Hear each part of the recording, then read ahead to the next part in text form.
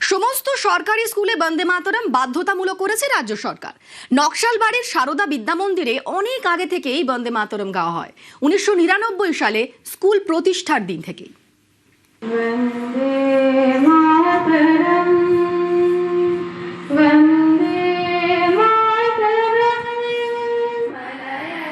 সরকারি স্কুলে এখন বন্দে মাতরম বাধ্যতামূলক।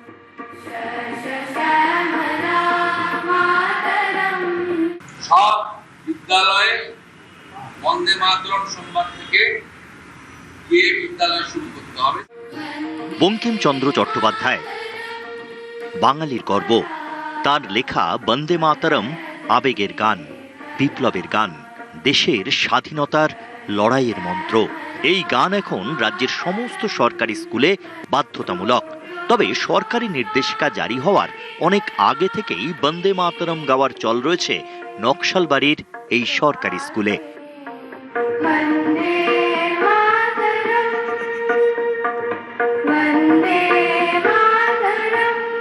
বন্দে মাতরম শুধু একটি গান নয়, বন্দে মাতরম একটা ভাবনা। আমাদের দেশবোধ, রাষ্ট্রবোধ, আমাদের দেশমাতৃকা কেমন, তার এই ভাবনা সঞ্চারিত করাই আমাদের প্রধান কাজ। নকশালবাড়ির সারদা বিদ্যা মন্দির সরকারি হাই স্কুল 1999 সালে প্রতিষ্ঠিত। প্রথম দিন থেকেই এই স্কুলে বন্দে মাতরম গাওয়া হয়। ক্লাস শুরুর সময়ে জাতীয় সঙ্গীত এবং স্কুল ছুটির ঠিক আগে জাতীয় স্তোত্র।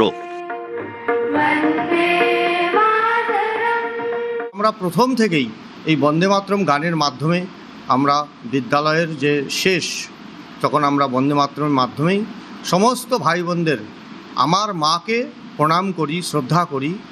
অর্থাৎ এই মা আমাকে সব কিছু দিচ্ছে, দেশ हमें देता है सब कुछ, हमको भी तो कुछ देना चाहिए।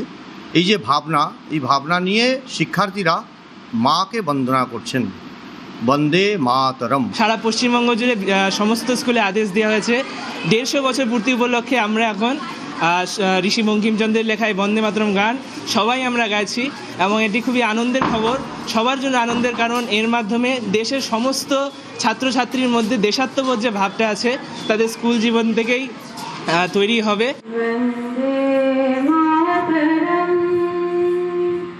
নকশালবাড়ি থেকে বিশ্বজিৎ মিশ্র, নিউজ 18 বাংলা।